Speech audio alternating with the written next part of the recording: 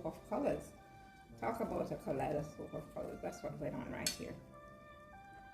Now I'm coming in with the master spice. My all-time favorite, garlic. That's the garlic. Yes, a good amount of garlic because I do love garlic. As I say all the time, and it gives the food a good, nice flavor. You know, it's an unmistakable flavor. There we go. Oh, oh my days! Just turn.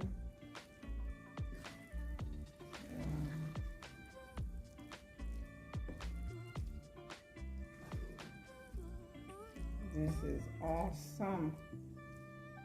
Now that I've put in all the seasoning, I'm gonna just leave it to simmer for about 3 minutes, and then it will be